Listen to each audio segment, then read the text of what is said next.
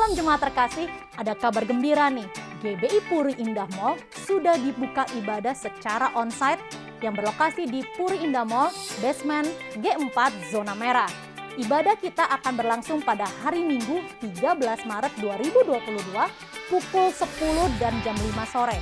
Diingat ya, pukul 10 dan jam 5 sore dibuka ibadah onsite GBI Puri Indah pada tanggal 13 Maret 2022. Dan ada kabar gembira juga, ibadah GBI House of Blessing sudah dibuka untuk ibadah yang kedua, yaitu pukul 8.30 dan pukul 10.30, berlokasi di gedung House of Blessing. Pastikan jemaat memiliki aplikasi Peduli Lindungi dan jangan lupa untuk mendaftarkan diri melalui aplikasi GBI Puri Indah. Sampai bertemu di hari Minggu dan Tuhan Yesus memberkati. Shalom saudara, mari kita perkatakan 5 arti Pentakosta yang ketiga. Yang pertama, Pentakosta ketiga adalah pencurahan Roh Kudus yang dahsyat di zaman ini melebihi yang terjadi di Azusa Street. Yang kedua, Pentakosta ketiga akan mengakibatkan penuaian jiwa yang terbesar dan yang terakhir sebelum kedatangan Tuhan Yesus kali yang kedua. Yang ketiga, Pentakosta ketiga akan membangkitkan generasi Yeremia, yaitu anak-anak muda yang dipenuhi Roh Kudus, cinta mati-matian kepada Tuhan Yesus, tidak kompromi dengan dosa, dan bergerak untuk memenangkan jiwa. Yang keempat, Pentakosta ketiga lahir di Indonesia dan akan bergerak ke bangsa-bangsa dari timur ke barat dan akan kembali ke Yerusalem. Yang kelima, Pentakosta ketiga akan memberikan kuasa untuk menyelesaikan amanat agung dan sesudah itu Tuhan Yesus datang kembali. Semangat, haleluya. Shalom saudara, di dalam Alkitab Allah berkali-kali melakukan mujizat yang dahsyat. Bangsa Israel pernah menyaksikan dan mengalami bagaimana terbelahnya laut dan berjalan di atas dasar laut yang kering. Namun sayangnya, hal tersebut tidak membuat bangsa Israel benar-benar mempercayai Allah. Melainkan dalam cerita selanjutnya kita tahu bangsa Israel justru memberontak kepada Allah. Saudara, mujizat adalah tindakan Allah untuk menyatakan kasih dan menolong manusia dengan cara merubah apa yang mustahil bagi manusia menjadi tidak mustahil. Sebab bagi Allah tidak ada yang mustahil. Tetapi yang perlu dicatat adalah mujizat tidak pernah menjadi tujuan utama. Tujuan dari terjadinya mujizat adalah pertobatan kepada Allah. Dan mujizat terbesar bagi manusia bukanlah tuli mendengar, lumpuh berjalan, tetapi karunia keselamatan Allah yang disediakan lewat penebusan Kristus. Pertobatan sendiri berarti melakukan kehendak Allah dan berbalik kepada Allah dan meminta ampun atas segala dosa. Namun sayangnya Alkitab seringkali mencatat ketika kita sudah diberi mujizat, tetap saja tidak bertobat atau mengalami pertobatan tetapi tidak bertumbuh. Ada beberapa contoh dalam Alkitab yang bisa kita lihat. Pertama, peristiwa keluarnya bangsa Israel dari tanah Mesir dengan berbagai mujizat besar. Seperti kasut yang tidak pernah rusak selama 40 tahun. Apakah saudara terbayang berapa kasut yang dibutuhkan untuk perjalanan 40 tahun di padang gurun? Bisa 10-15 kasut. Tetapi bangsa Israel hanya membutuhkan 1 kasut. Jika sekarang kasut itu adalah sandal atau sneaker. Belum lagi air yang keluar dari gunung batu dan makanan yang turun dari langit. Sedemikian dahsyat mujizat Tuhan. Namun tetap saja diakhiri dengan sungut-sungut dan pemberontakan kepada Tuhan. Kedua, Matius 11 ayat 20 mencatat. Lalu Yesus mulai mengecam kota-kota yang tidak bertobat. Sekalipun di situ ia paling banyak melakukan mujizatnya. Dalam pelayanannya di bumi, Tuhan Yesus sangat banyak melakukan mujizat. Tetapi ironisnya, kota-kota yang mengalami mujizat ini tidak bertobat sehingga dikecam oleh Tuhan Yesus. Ketiga, cerita Simon sang penyihir dalam Kisah Para Rasul yang tak mengerti bahwa mujizat diberikan agar manusia bertobat. Dan rasanya hal-hal seperti ini terus berulang sampai hari ini. Meskipun ada banyak mujizat, tidak semua orang yang menerima mujizat melakukan pertobatan yang sejati. Lalu apa sebenarnya prinsip, tujuan, dan maksud mujizat yang Tuhan berikan kepada manusia? Yang pertama, mujizat membuka pintu pertobatan. Seperti yang dikatakan di awal, mujizat bukanlah tujuan akhir. melainkan dari tujuan terjadinya mujizat adalah pertobatan kepada Allah. Oleh sebab itu, sia-sialah seseorang mendapatkan mujizat apabila tidak mengarahkan hidupnya kepada pengenalan akan Tuhan Yesus. Setelah mujizat terjadi, ada yang lebih penting dari mujizat itu sendiri, yaitu Tuhan Yesus. Dalam hal ini perlu ditekankan bahwa yang terpenting bukan hanya mengalami mujizatnya, tetapi kehidupan pertobatannya dan pengenalannya akan Tuhan Yesus setelah mendapatkan mujizat. Yang kedua, mujizat akan menunjukkan kuasa Tuhan atas hukum alam semesta. Prinsipnya adalah lewat mujizat kita tahu bahwa Allah berkuasa atas alam semesta. Dan segala makhluk di bawah kolong langit ini harus tunduk di dalam namanya. Yang ketiga, mujizat itu dalam rencana keselamatan. Mujizat dipakai Tuhan untuk menuntun orang masuk dalam rencana keselamatan Allah. Tuhan izinkan mujizat terjadi supaya orang yang mengalaminya juga mengalami kebangkitan iman. Tuhan tidak mau kita hanya terkagum akan mujizat yang Dia lakukan. Ibarat zaman sekarang, Tuhan tidak mau hanya mendapatkan likes yang banyak di sosial media. Tetapi yang Tuhan mau adalah ketika mujizat terjadi, mereka yang mengalaminya menjadi murid atau pengikut Tuhan Yesus yang setia, yang akan tetap setia baik enak maupun tidak enak keadaannya. Sesungguhnya mujizat itu akan membawa seseorang kepada pertobatan, mengenal Tuhan Yesus sebagai Tuhan yang berkuasa atas alam semesta dan menuntun kita kepada iman yang menyelamatkan. Saudara, untuk penjelasan lebih lengkapnya dari tim teologi kami, silakan buka link yang ada di atas atau scan QR Code yang tersedia. Tuhan Yesus memberkati.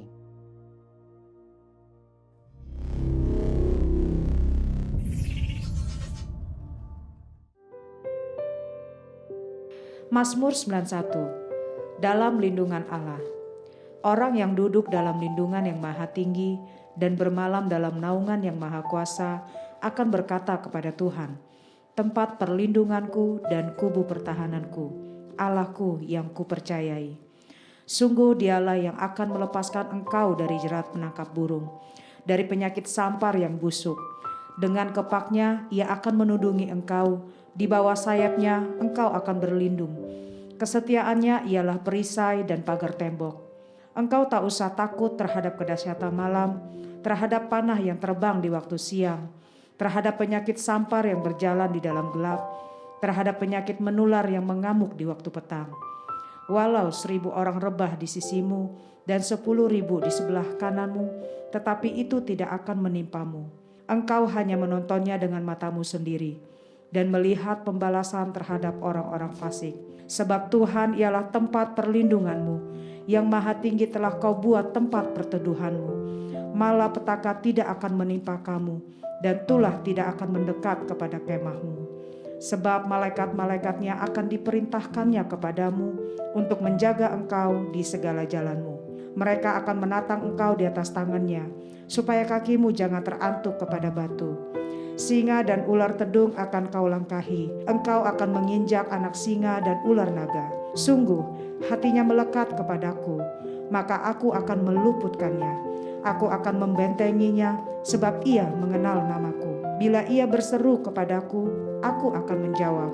Aku akan menyertai dia dalam kesesakan. Aku akan meluputkannya dan memuliakannya. Dengan panjang umur akan kukenyangkan dia dan akan kuperlihatkan kepadanya keselamatan daripadaku. Kita berikan tepuk tangan kemuliaan bagi Tuhan kita yang percaya bahwa kita aman dalam lindungan Allah. Kita berikan sorak-sorak bagi Tuhan, katakan haleluya.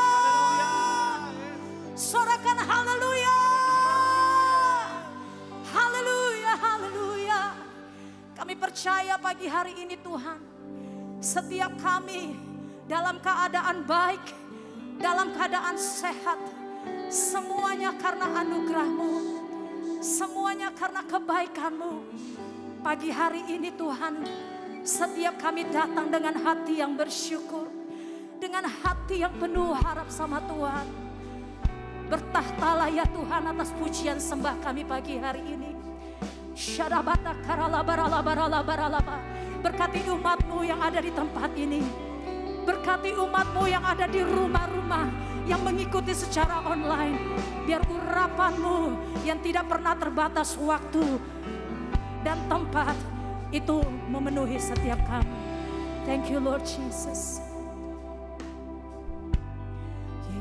Yesusku, penyelamatku, tiada yang seperti Engkau. Setiap hari ku memuji keajaiban kasih-Mu.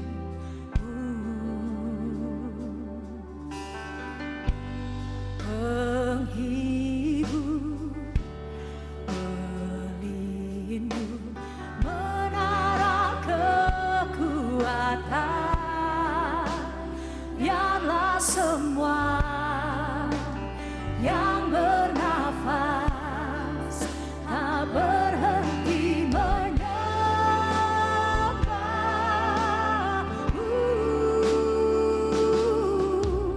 Nyanyi dan bersoraklah bagi Dia, pujian, hormat, kuasa bagi Raja. Gunung tunduk, laut bergelora, mendengar suara-Mu. Ku bersuka atas perbuatan-Mu, selamanya ku kasihi Engkau Tuhan. Tiada janji seperti yang ada padamu. Ini pengakuan kami di hadapan-Mu ya Tuhan. Tidak ada Allah yang lain selain Engkau Yesus, penyelamat hidup kami. My Jesus, my Savior, Lord, there is none like You. All of my days I want to praise the wonders of Your mighty love.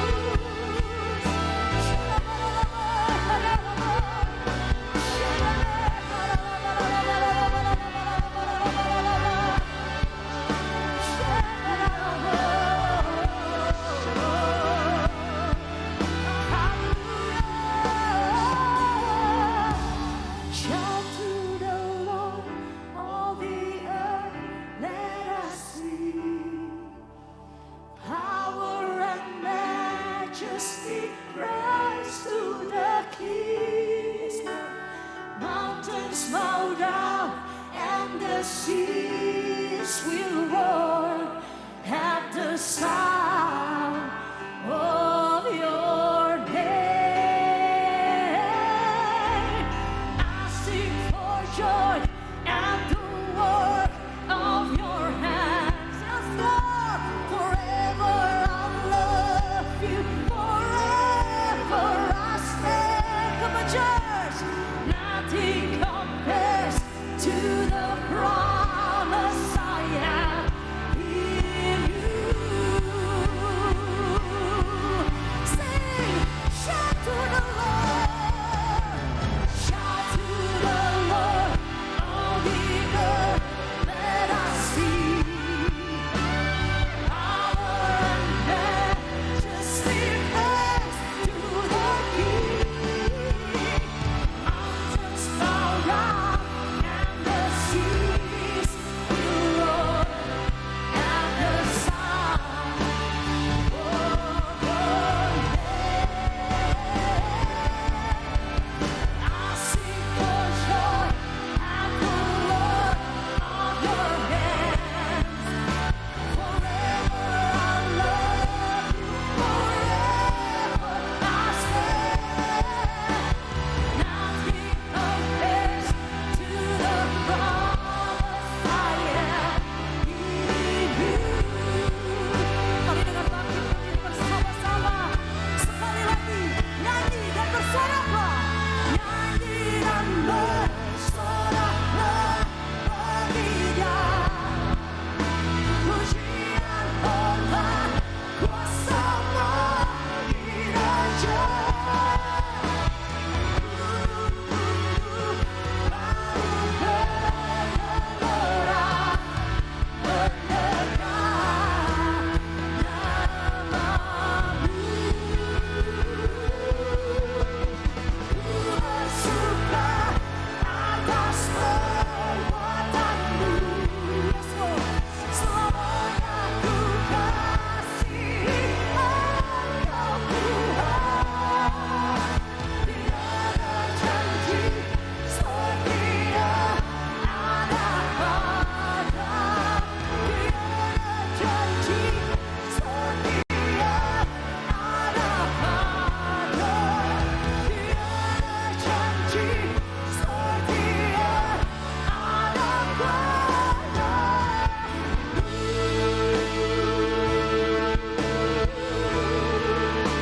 Nyanyi dan bersoraklah, nyanyi dan bersukacita, sebab Tuhan ada di tempat ini.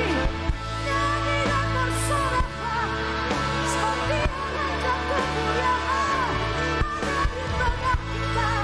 Mari nyanyilah, nyanyi, bersoraklah. Haleluya, Dia Raja segala raja, Dia Tuhan segala Tuhan, Dia pembebas, Dia pemulih selamanya. Haleluya, haleluya, haleluya,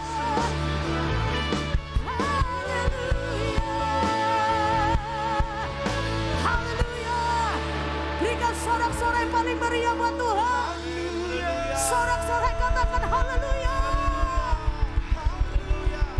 Haleluya. Yang percaya katakan amin. Yang bersukacita katakan amin. Sekali lagi saya ingin menyapa semuanya shalom. Sambil lambaikan tangan katakan shalom. Semuanya antusias pagi hari ini. Katakan amin. Yang antusias katakan yes. Apapun boleh terjadi di luar saudara. Apapun yang buruk boleh terjadi di sekitar kita. Tapi kita ingat kebaikan Tuhan. Ingat penyertaan Tuhan selalu ada. Ingat kasih setia Tuhan. Katakan amin. Yang mau katakan amin. Kita kasih tepuk tangan yang meriah buat Tuhan Yesus sekali lagi.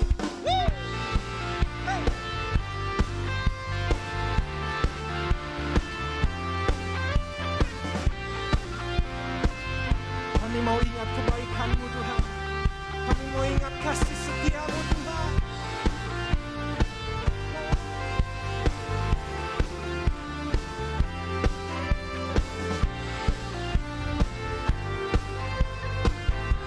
sama-sama nyanyikan pujian ini dengan iman.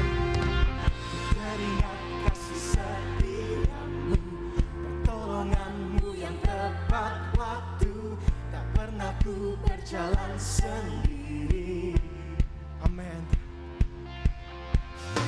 Ku teringat akan kebaikanmu, kau sediakan segala yang ku perlu, kau berikan harapan yang baru.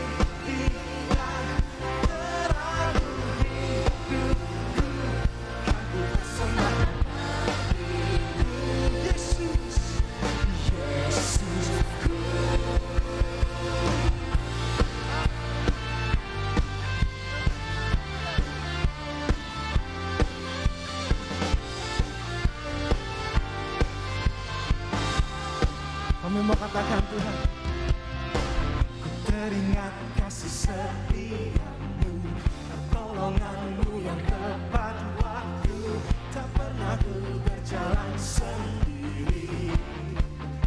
Ku teringat akan kebaikanmu, kau sediakan segala yang ku perlu, kau berikan harapan yang baru. Ini iman kami Tuhan.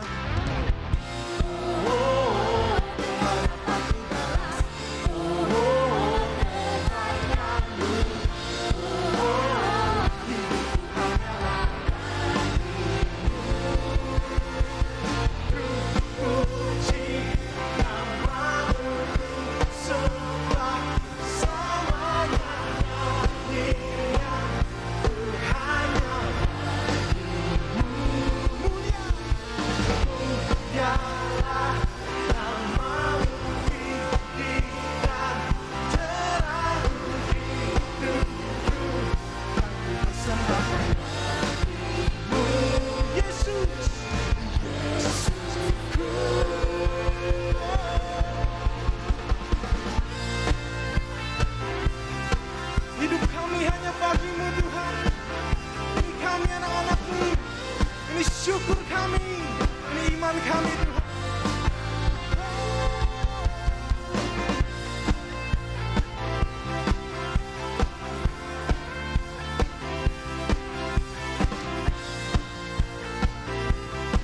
Mari sama-sama kita angkat tangan kita, nyatakan. Dengan apa ku balas, kebaikanmu, badimu.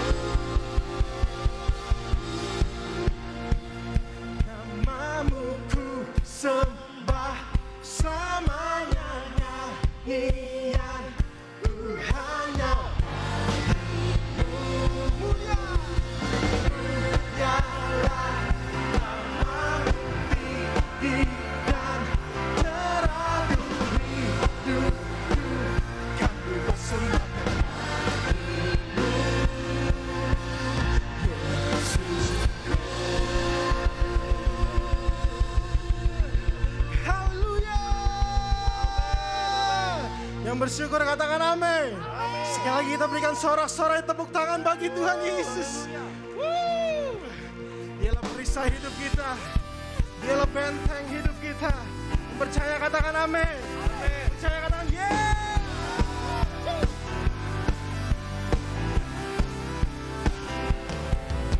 Bersama. Tinggal dekatmu ku aman, hidup dalammu ku menang. Kau yang memegang hidupku di tanganmu. Kau meneguhkan langkahku, berjalan di dalam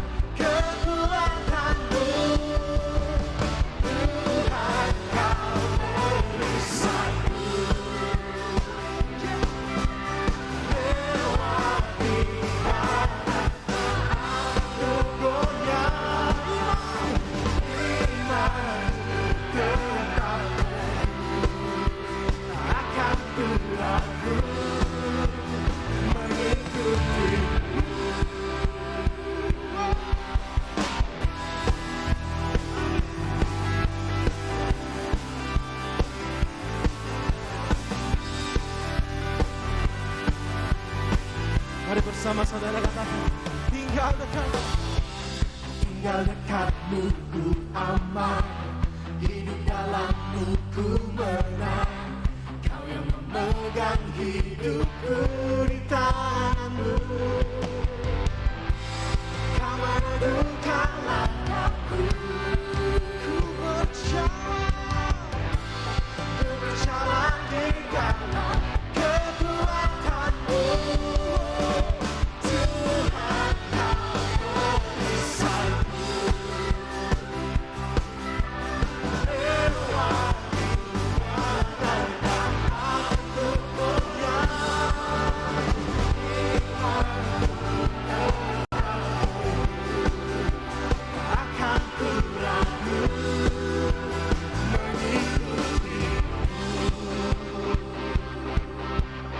Amin Tuhan, ini iman kami Tuhan. Mari bersama katakan, Kau meneguhkan langkahku, ku berjalan, ku berjalan di dalam kekuatanmu, kekuatanmu, kekuatanmu. Oh, Tuhan kau perisaiku, lewati badai tak akan tergoyah. Imanku tetap akan ku ragu. Sekali lagi katakan, Tuhan kau perisaiku, lewati badai tak akan tergoyah. Imanku tetap akan ku ragu mengikutimu. Takkan ku ragu, takkan ku ragu mengikutimu.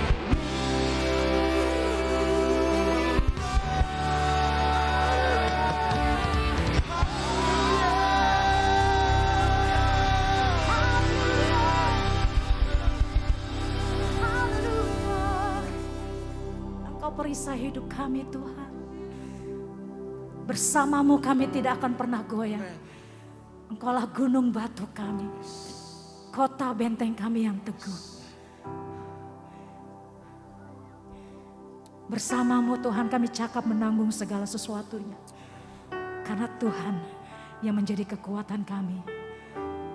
Thank you Lord Jesus. Itulah janjimu buat kami. Kaulah kekasih hati kami Tuhan. Saudara boleh duduk kembali dalam hadirat Tuhan. Biar hadirat-Mu memenuhi setiap kami.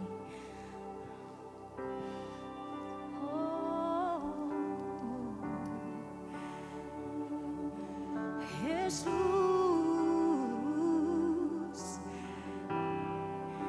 kami rindu menyembah-Mu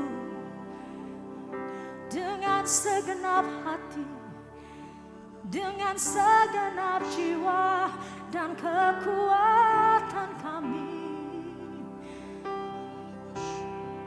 Hadirat-Mu penuhi kami.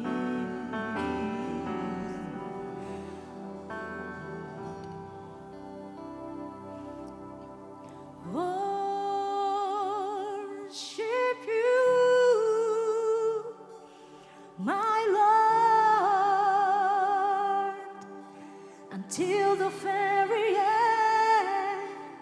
Worship You, my Lord, until the very end. Worship You, yes Lord, my Lord, until the very end. Just worship Him. Worship You, my Lord,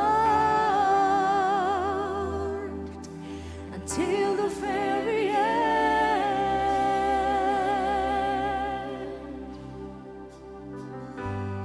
Jesus, lover of my soul. Jesus, I will never let you go. You've taken me from the miry clay.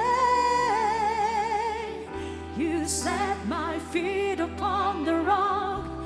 Now I know I love you. I need you. Though my world may fall, I'll never let you go. My Savior,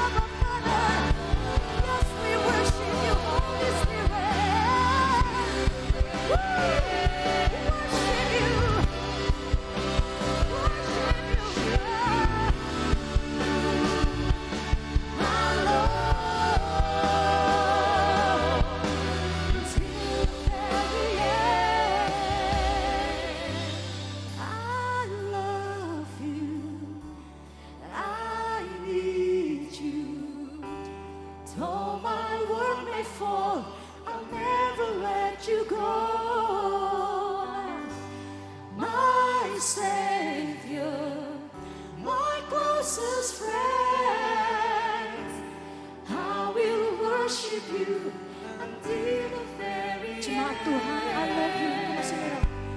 I love you. I need you. Though my world may fall, I'll never let you go. My Savior, my closest friend. Yes, we worship you. Engkau yang mengasihi Tuhan lebih lagi. Nyanyikan I love you, I love you. Yes, we love you. Yes, we need you, God. Though my world may fall, I'll never let you go. My Savior, my closest friend. One more time, sing with all our heart. I love you, I need you, come on. I love you, I need you. Though my world may fall, I'll never let you go. My Savior, my closest friend. I will worship you until the very end. Worship you, that's all my love. Until the very end. Come on, say, worship you,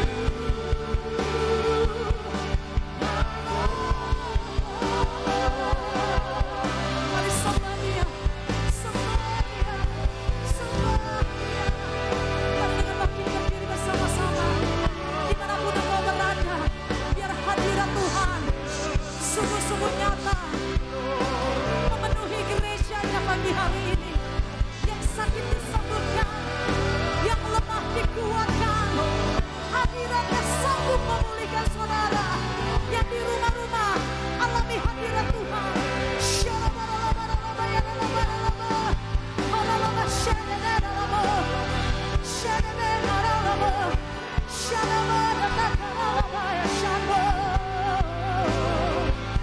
Hallelujah, hallelujah. Yesus, kasih sama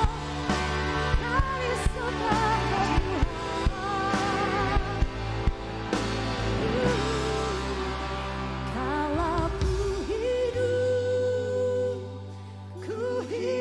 bagimu, hatiku tetap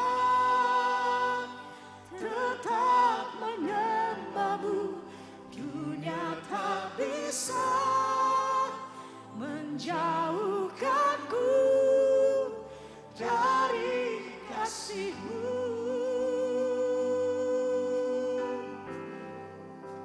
Selama ku hidup bagimu, mataku tetap memandangmu. Dunia tak bisa menjauhkanku dari kasih-Mu.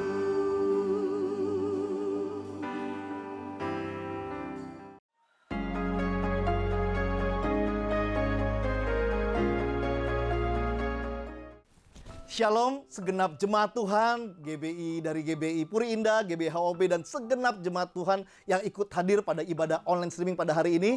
Apa kabarnya? Semoga semua dalam keadaan semangat, sukacita, dan senantiasa mengalami kebaikan-kebaikan Tuhan.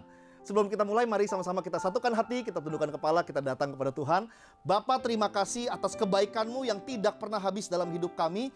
Terima kasih buat sukacita, damai sejahtera yang Kau berikan kepada kami. Terima kasih buat tahun yang baru di 2022 ini. Kami percaya kami akan dipakai secara dahsyat sebagai saksinya Tuhan. Bahwa kami bisa kuat berdiri Tuhan, tetap menjadi saksi Tuhan, tetap mengalami kebaikan Tuhan. Sehingga fungsi kami sebagai garam, sebagai terang, dan hidup yang berbuah-buah itu terjadi dalam hidup hidup kami Tuhan.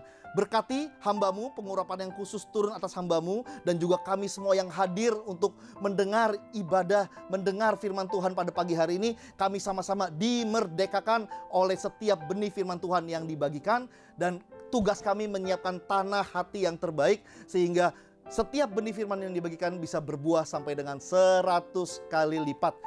Di dalam nama Tuhan Yesus, setiap yang percaya sama-sama kita katakan, amin. Sekali lagi shalom dan terima kasih buat Pastor Samuel Gunawan, Pastor Dio, dan segenap pengurus, pengerja atas kesempatan yang diberikan bahwa saya bisa membagikan firman Tuhan di jemaat-jemaat GBI Puri. Saya seorang trainer, saya seorang coach, dan juga saya seorang hamba Tuhan yang dapat kesempatan oleh anugerah Tuhan untuk berbagi kebenaran firman Tuhan. Bapak Ibu yang dikasihi Tuhan, pada kesempatan kali ini saya ingin bagikan satu tema yang buat saya sangat penting sekali di awal tahun untuk kita hidupi, yaitu living with optimism atau hidup dengan optimisme. Optimisme itu satu hal yang sangat penting sekali yang perlu kita terus jaga Bapak Ibu. Karena orang yang optimis sama pesimis ini beda sekali. Cara pandang mereka berbeda, cara berbicara mereka berbeda, cara mereka bergerak berbeda, dan tentu optimisme ini menular dan pesimisme juga menular. Nah, penting sebagai anak Tuhan untuk kita menularkan optimisme. Di tengah-tengah bencana, jangan fokus kepada bencana, tapi fokuslah kepada Tuhan punya rencana. Orang yang optimis fokusnya berbeda, Bapak Ibu terkasih. Nah, apa yang membedakan orang optimis dan orang yang pesimis? Fondasi mereka dalam hidup ini berbeda.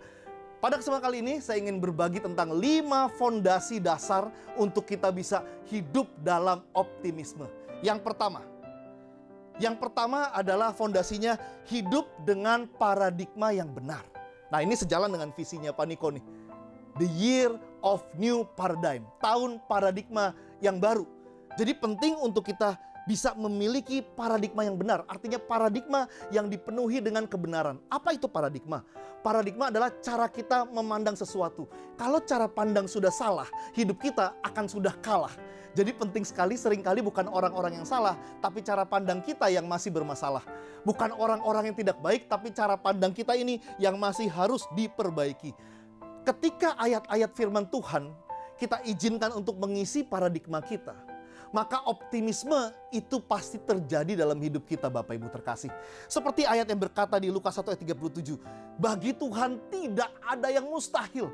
Ketika kita sungguh percaya ayat kebenaran firman Tuhan ini, bahwa bagi manusia mustahil, tapi bagi Tuhan tidak ada yang mustahil. Maka saya percaya sebagai anak Tuhan, kita pasti optimis ketika bertemu dengan masalah-masalah yang kita percaya ini mustahil. Tetapi bagi Tuhan tidak ada yang mustahil. Banyak hal di luar kendali kita, tapi tidak ada satupun hal yang di luar kendalinya Tuhan. Roma 8 ayat 31, jika Allah di pihak kita, siapa lawan kita? Ini kebenaran yang sangat powerful yang membuat kita anak Tuhan sejatinya hidup dalam optimisme. Jika Allah di pihak kita, siapakah lawan kita? Filipi 4 ayat 13, segala perkara dapat kutanggung di dalam Kristus yang memberi aku kekuatan. Ini seharusnya kalau kita sungguh-sungguh percaya betul ayat ini, kita jadi anak-anak Tuhan yang optimis karena kita percaya kita mampu menanggung segala perkara di dalam Kristus. Karena Kristuslah yang memberi kekuatan. Wahyu 3 ayat 7-8 berkata, jika Tuhan yang membuka pintu, tidak ada yang menutup. Jika Tuhan yang menutup, tidak ada yang membuka. Orang yang percaya betul ayat ini saudara, menjadikan ayat ini menjadi landasan paradigma mereka. Orang itu akan hidup dalam optimisme bahwa Tuhan akan membuka pintu demi pintu dan menutup pintu demi pintu yang memang tidak berkenan.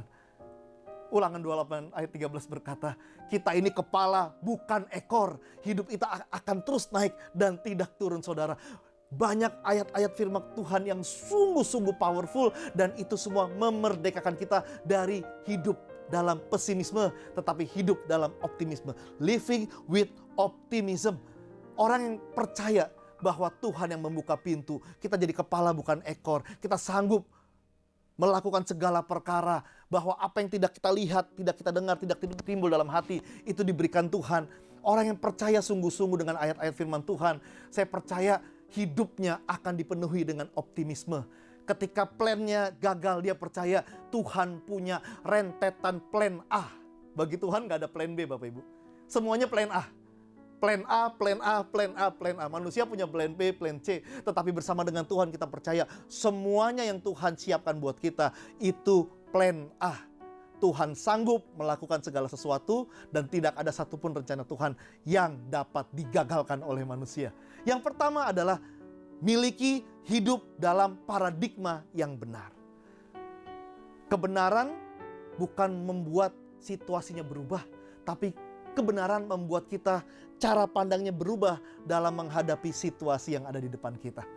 Yang pertama, hidup dalam paradigma yang benar. Yang kedua adalah hidup dalam identitas yang benar. Ini penting sekali.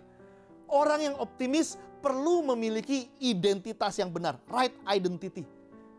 Ini bukan bicara bagaimana dunia memandang kita, bagaimana orang-orang memandang kita, tapi bagaimana kita memandang diri kita seperti Tuhan memandang diri kita. Right identity. Ini bicara nilai diri. Bagaimana kita menilai diri kita seperti Tuhan menilai kita. Nah, banyak orang menilai dirinya salah, kena sama dusta iblis. Kalau iblis tuh membuat kita menilai diri kita dari ini, Bapak Ibu. Apa yang kita punya plus apa kata orang. Status kita plus apa kata orang. Ada orang kalau udah punya anak sama nggak punya anak merasa berharganya beda. Kalau punya anak merasa lebih bernilai. Ketika jomblo, ketika punya pacar, merasa berharganya beda. Nah itu dunia yang tawarkan. Diri kita, pencapaian kita plus apa kata orang, status kita plus apa kata orang, prestasi kita plus apa kata orang, takdir kita, takdir itu warna kulit kita, suku ras kita, plus apa kata orang. Nah ini dusta iblis, saudara. Tetapi nilai diri yang menjadi dasar identitas yang benar adalah siapa kita di mata Tuhan. Dulu ketika saya sebelum umur 26 tahun, saya tidak punya identitas yang benar. Saya nggak sadar bahwa saya ini orang yang disayang Tuhan. Bahwa Tuhan berkata apa yang bodoh bagi dunia akan dipakai Tuhan loh. Apa yang tidak berarti, tidak berharga bagi dunia, itu justru dipakai Tuhan untuk memutarbalikkan apa yang dikatakan berharga bagi dunia. Saya nggak sadar itu. Nah ketika kita hidup dalam identitas yang tidak benar, dalam hidup kita akan tidak berperan. Yang ada kita baperan. Nah orang yang baperan, dikasih kritik baper, ditegur baper, orang ngomongin baper. Nah itu secara nilai diri, gambar diri, ini masih dalam bermasalah. Identitasnya itu belum benar. Identitas di dalam Kristus itu utuh. Itu sempurna. Itu memberikan kelegaan, damai sejahtera, kekuatan Bapak Ibu terkasih. Jadi penting untuk kita hidup dalam optimisme, hiduplah dalam identitas yang benar. Karena identitas di dalam kebenaran, yaitu di dalam Kristus, itu sempurna. Itu memberikan kuasa, memberikan kekuatan. Ingat, kita adalah anak-anak Tuhan. Identitas kita adalah anak-anak Tuhan. Jadi, kegagalan yang kita diizinkan alami, jangan jadikan itu identitas kita. Yang gagal itu hanya perbuatannya. Misalnya contoh, kita presentasi ke klien. Aduh presentasinya gagal. Ya udah, yang gagal presentasinya Bapak Ibu. Bukan kitanya yang gagal. Kitanya mah nggak gagal. Kita orang yang berharga. Tapi presentasi kita gagal. Nah saatnya kita bisa memperbaiki itu. Karena banyak orang mengaitkan kegagalan-kegagalan dalam kehidupan dengan identitas dirinya sehingga mereka berkata saya tidak berharga, saya gagal, saya memang cupu, saya memang gak bisa. Nah itu, miliki identitas yang benar. Yang ketiga, hidup dengan keyakinan yang benar. Orang optimis sama orang pesimis, pembeda salah satunya adalah di keyakinan, apa yang mereka yakini. Dan keyakinan ini penting sekali. Ada 3 keyakinan yang perlu dipelihara, dihidupi untuk menjadi pribadi yang sungguh-sungguh optimis. Yang pertama, orang yang optimis, dia yakin bahwa masa depan yang baik sungguh ada. Masa depan yang baik sungguh ada. Orang yang pesimis kebalikan. Dia nggak percaya ada masa depan. Makanya sekali di PHK di pekerjaan, stresnya nggak ketulungan. Stres sekali. Gagal dalam satu hal, dia pikir ini akan gagal dalam segala hal. Saya akan gagal dalam segalanya dan sampai selama-lamanya.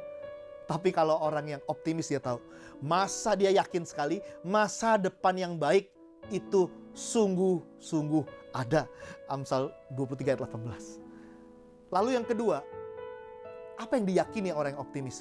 Dia yakin selama kita berdoa dan berusaha, Kuncinya selama kita berdoa dan berusaha, pasti ada jalan. Nah itu, kalau orang yang pesimis, dia pikir, aduh apa sih doa? Berusaha juga percuma lah. Nggak akan berhasil dah. Nggak akan berhasil. Padahal kita tahu berhasil masalah waktu, tapi berproses setiap waktu.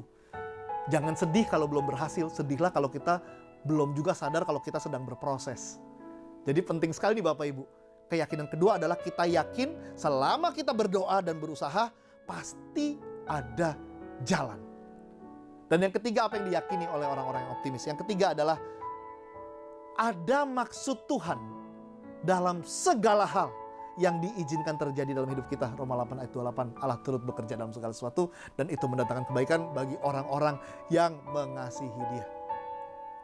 Ada maksud Tuhan dalam segala hal yang kita lakukan. Yang diizinkan kita alami, ada rencana Tuhan, ada maksud Tuhan dan kita percaya, kita menyembah Tuhan yang sama. Apapun yang diizinkan terjadi, hal-hal seburuk apapun yang diizinkan Tuhan terjadi, tidak pernah dimaksudkan untuk menghancurkan kita, tetapi untuk mendewasakan kita, untuk membuat kita jadi semakin tangguh, dan lebih lagi untuk membuat kita menjadi saksi bahwa Tuhan itu baik.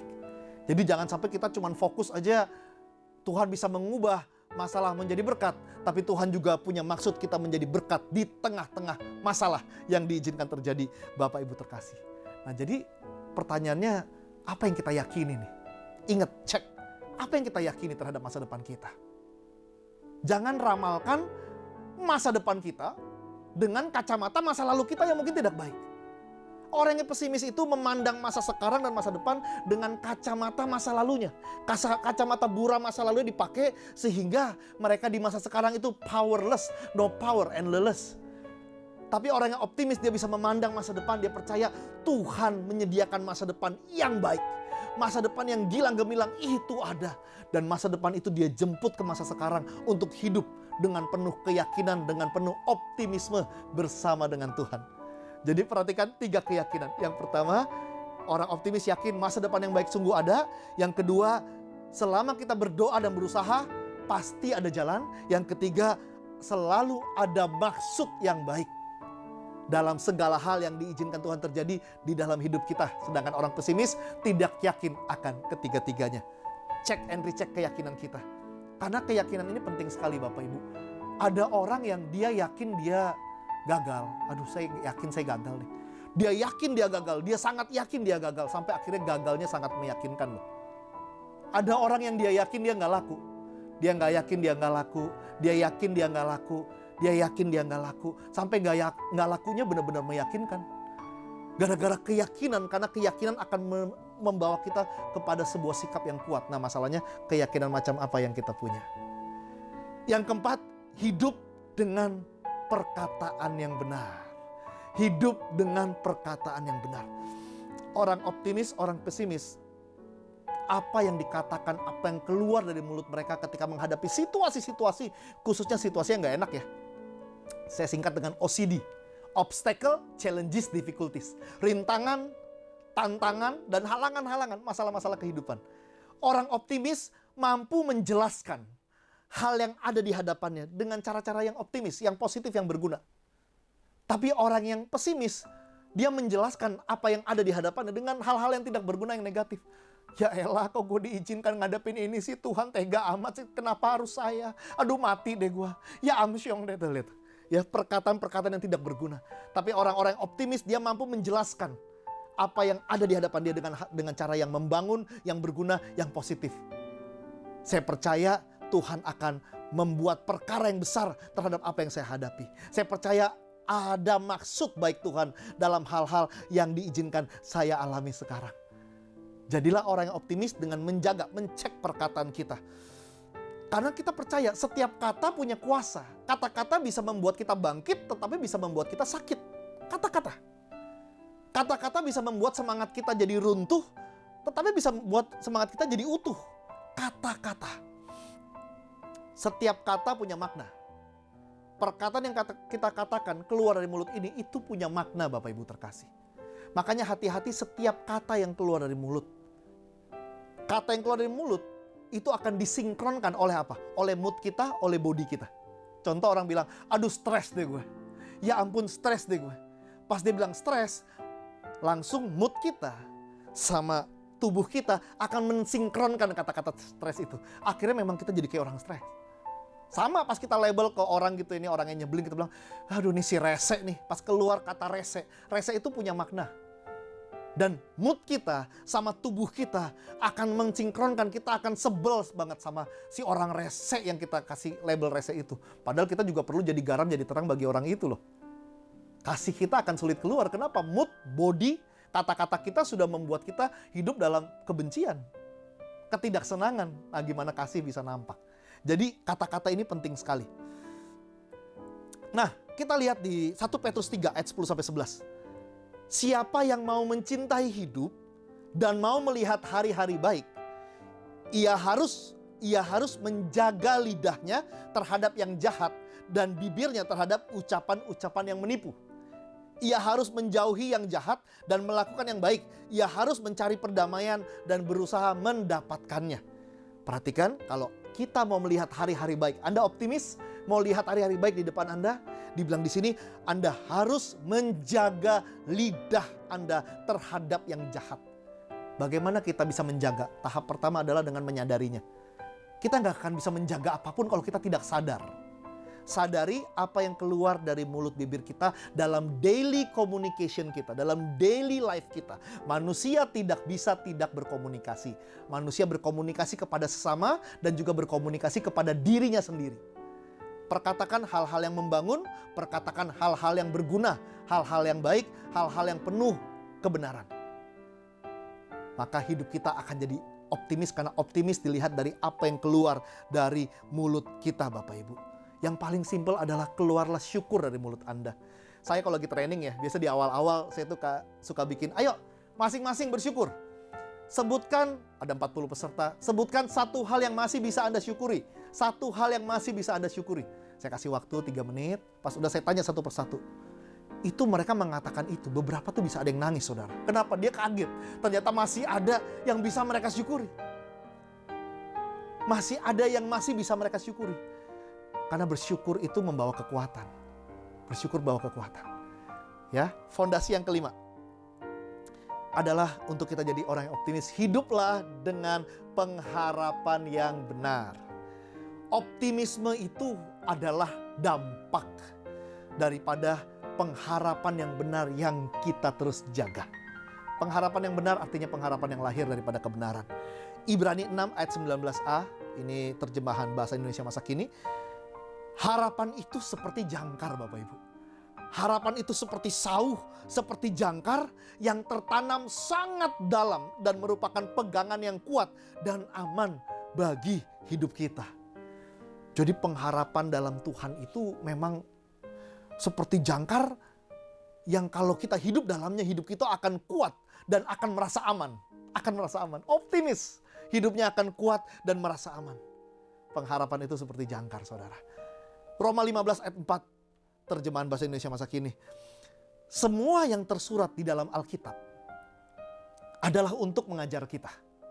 Sebab pelajaran yang kita terima dari Alkitab menjadikan kita untuk tabah dan kuat sehingga kita dapat berharap kepada Allah. Allah adalah tempat kalian berharap. Semoga Ia mengisi hatimu dengan segala sukacita dan sejahtera karena kalian percaya kepadanya, supaya dengan kuasa Roh Allah kalian makin berharap kepada Allah. Perhatikan, Alkitab, apa yang tertulis dalam Alkitab adalah untuk mengajar kita. Bapak Ibu, ini bukan masalah lama-lamaan kita jadi Kristen, berapa lama kita jadi Kristen. Tapi masalahnya, kita izinkan nggak Alkitab ini benar-benar mengajar kita? Karena nggak semua orang yang datang ke ibadah mengizinkan dia diajar sama firman Tuhan. Sama, nggak semua orang datang ke seminar itu diizinkan diajar. Karena ketika dia datang, raganya datang. Tapi jiwa, roh, hatinya ini ke arah mana? Ke arah mana? Sehingga banyak firman-firman Tuhan hanya datang selewat. Sehingga efeknya numpang lewat. Dan keadaan kita akan senantiasa gawat. Karena keadaan boleh guncang.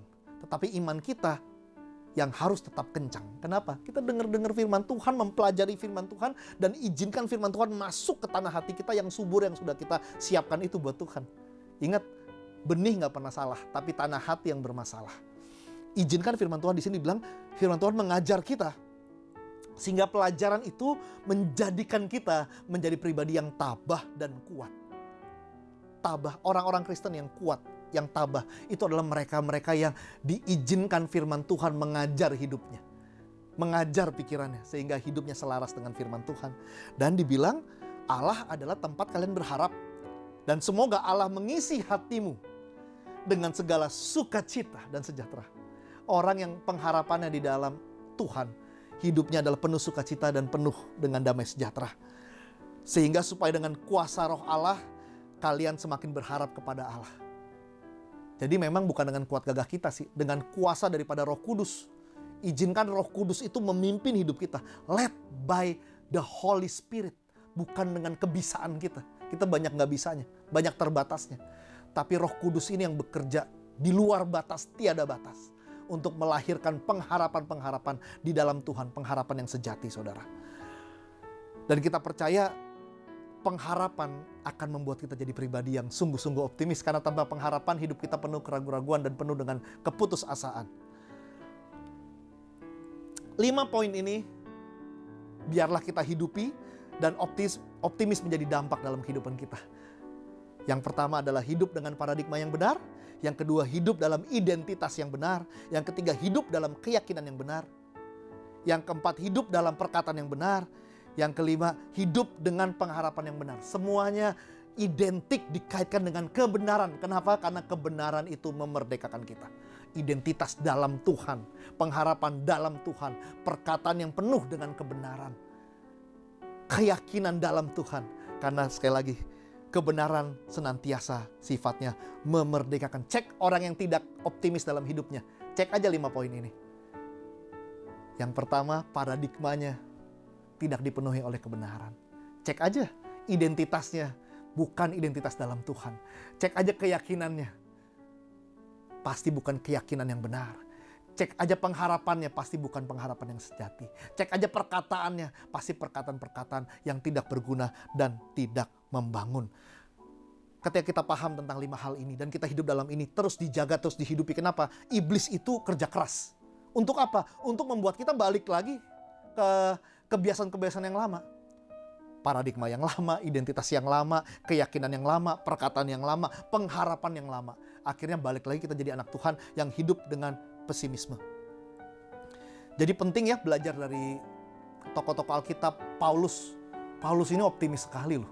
Bayangin dia bisa berkata, bagiku hidup adalah Kristus, mati adalah keuntungan. Wah, sangat optimis. Aku telah mencapai pertandingan yang baik. Aku telah mencapai garis akhir. Aku telah memelihara iman. Wow, optimis sekali. Kenapa Paulus bisa optimis demikian? Cek 5 hal tadi, saya ulangi lagi. Paradigmanya benar. Identitasnya benar.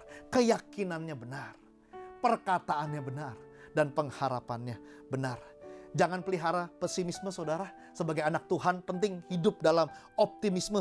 Sejak dari bangun tidur, ingat, optimis. Kenapa? Karena kita akan dipakai Tuhan secara dahsyat untuk menjadi garam, menjadi terang, dan hidupnya berbuah-buah. Dan optimis bahwa kekuatan kita yang datang daripada Tuhan itu lebih dari cukup untuk membuat kita bisa bertahan, bahkan bukan cuma bertahan, tapi jadi berkat dalam kehidupan yang cuma satu kali ini. Pesan saya, semangat hidup dalam optimisme, living with optimisme dengan 5 hal yang kita bahas tadi. Kita satukan hati, kita tundukkan kepala, saya berdoa buat Bapak Ibu terkasih. Bapak, terima kasih buat firman Tuhan yang boleh kami dengar. Biarlah kami menjadi anak-anak Tuhan yang senantiasa hidup dalam optimisme, hidup dalam 5 fondasi dasar ini Tuhan. Kami mau punya paradigma yang benar, hidup dalam identitas di dalam Kristus. Identitas yang benar, memiliki keyakinan yang benar, keyakinan yang percaya bahwa masa depan sungguh ada, keyakinan yang percaya bahwa selama kami berdoa dan berusaha selalu ada jalan, keyakinan yang percaya bahwa ada maksud Tuhan dalam setiap apapun yang diizinkan terjadi dalam hidup kami. Hidup dalam perkataan-perkataan yang benar, perkataan-perkataan yang membangun, yang berguna. Hidup dalam pengharapan yang benar, pengharapan yang sejati, pengharapan yang lahir di dalam persekutuan kami di dalam Kristus. Terima kasih Tuhan, hamba telah selesai. Pakai setiap benih firman yang dibagikan bisa sungguh-sungguh memerdekakan kami. Kami hidup tidak sama lagi, hidup sebagai saksi Tuhan yang optimis, yang mampu menularkan segala optimisme di dalam kehidupan kami, sehingga dimanapun kami berada, kami optimis bisa jadi berkat. Di dalam nama Tuhan Yesus, kami telah berdoa dan mengucapkan syukur. Yang percaya sama-sama kita katakan, amin. Selamat hari Minggu, Tuhan Yesus memberkati. Shalom.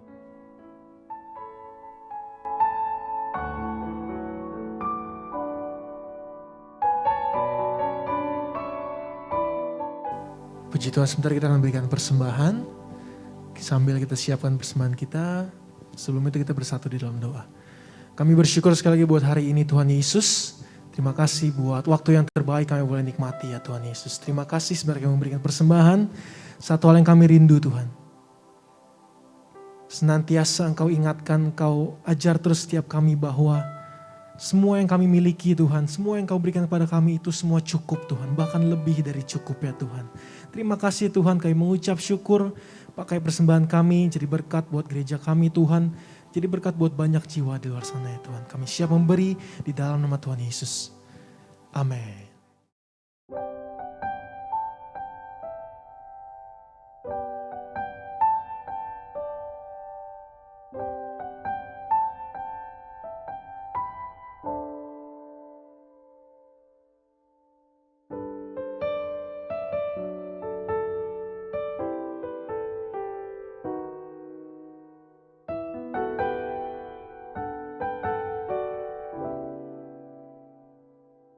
Mari kita bangkit berdiri semua, Bapak Ibu yang ada di rumah-rumah atau dimanapun berada.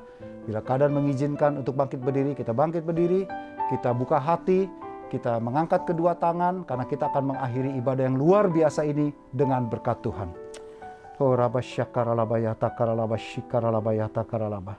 Bapa Surgawi, aku menyerahkan seluruh jemaat umat-Mu GB Puri Indah dan semua yang mengikuti ibadah ini dimanapun berada.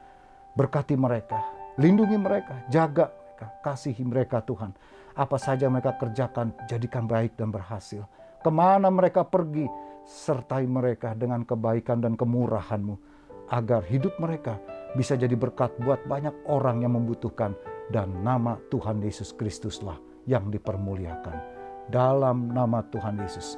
Yang percaya Tuhan baik, sama-sama yuk kita berkata, amin. Haleluya, puji Tuhan. Tuhan memberkati Bapak Ibu Saudara sekalian. Tetap jaga protokol kesehatan ya.